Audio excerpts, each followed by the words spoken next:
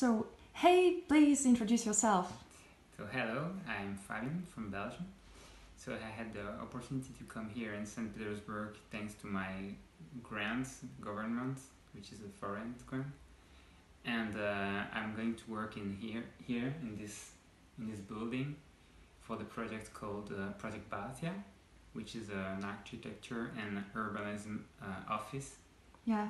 which is working on the Baltic countries and Russia.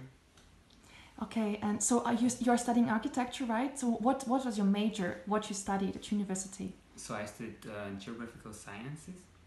So my main definition of the city is spatial planning. So I try to really read the city and to suggest some projects for the city. Wonderful. And why you decided to come to Russia exactly?